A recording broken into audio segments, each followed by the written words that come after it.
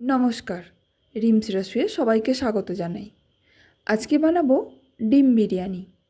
রেসিপিটা শেষ পর্যন্ত দেখার অনুরোধ করছি। এই তেলটা দিয়ে আমি 4টে বড় সাইজের পেঁয়াজের বেরেস্তা বানিয়ে নিয়েছি। এখন এই তেলটার মধ্যে 6টা সিদ্ধ করা ডিম দিয়ে দেব।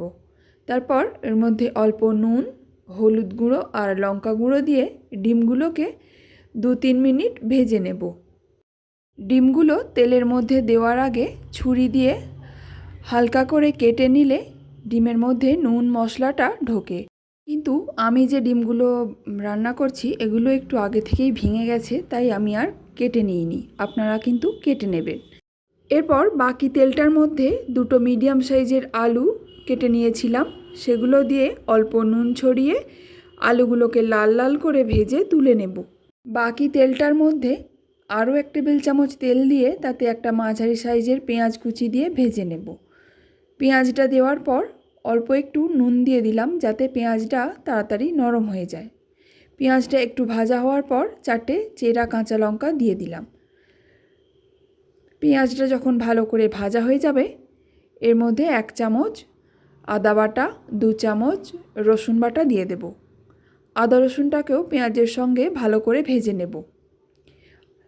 পেঁয়াজ আদা রসুন ভাজা হয়ে যাওয়ার পর 1/2 চা চামচ হলুদ গুঁড়ো, 1/2 চা চামচ কাশ্মীরি লঙ্কার গুঁড়ো, 1/2 চা চামচ ধনে গুঁড়ো, 1/2 চা চামচের একটু কম জিরে গুঁড়ো, 1/2 চা চামচ বিরিয়ানি মশলা দিয়ে আবারও কষিয়ে নেব। এবার দিয়ে দেব 2টো টমেটোকে পেস্ট করে রেখেছিলাম সেটা।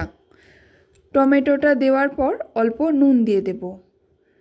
তারপর টমেটোটাকেও ভালো করে কষিয়ে নেব যতক্ষণ না কাঁচা গন্ধটা চলে যায়। টমেটোর কাঁচা গন্ধটা চলে গিয়ে যখন তেল ছেড়ে আসবে তখন 2 টেবিল চামচ ফ্যাটানো টক দই দিয়ে দেব। টক দইটা দেওয়ার সময় গ্যাসের ফ্লেমটা বন্ধ করে দেব। মশলার সঙ্গে যখন দইটা ভালো করে মিশে যাবে তখন আবার আমি ফ্লেমটা চালু করে দেব। সব একসঙ্গে ভালো করে কষিয়ে নেওয়ার পর ভেজে রাখা আলু দিয়ে দেব। মশলার সঙ্গে আলুটা মিনিট 2 নাড়াচাড়া করে নিয়ে জল দিয়ে দেব। জলটা দেওয়ার পর ভালো করে মিশিয়ে নিয়ে নুনটা চেক করে নেব। আমার এখানে নুনটা ঠিকঠাক ছিল তাই আমি আর দিইনি। এরপর ভেজে রাখা সিদ্ধ ডিমগুলো দিয়ে দেব। তারপর ওপর থেকে একটু বেরেস্তা ছড়িয়ে হালকা নাড়াচাড়া করে নিয়ে ঢাকা দিয়ে রান্না হতে দেব 5 মিনিটের জন্য। 5 মিনিট পর নামিয়ে নেব। এবার ভাতটা বানিয়ে নেওয়ার জন্য আমি জল গরম বসিয়েছি।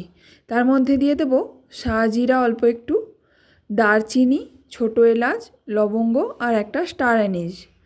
এবার এর মধ্যে নুন দিয়ে দেব। নুনটা বেশ অনেকটা পরিমাণেই দিতে হবে। তারপর 1 চামচ মতো লেবুর রস আর 1 চামচ তেল দিয়ে দেব। জলটা যখন টকবক করে ফুটে উঠবে তখন ভিজিয়ে রাখা 500 গ্রাম বাসমতি চাল দিয়ে দেব।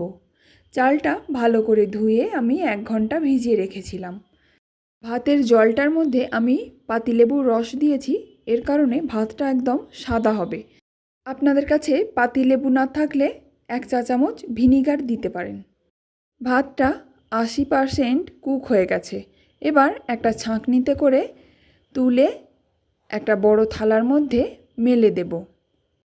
এবার যেই পাত্রে বিরিয়ানিটা বানাবো তার মধ্যে ডিমের কারিটা দিয়ে দেব। এরপর উপর থেকে বেরেস্তা আর 1 চা চামচ বিরিয়ানি মশলা ছড়িয়ে তার উপর ভাতটা দিয়ে দেব। ভাতটা একদম সমান করে দিয়ে দেওয়ার পর বাকি বেরেস্তাটা ছড়িয়ে দেব।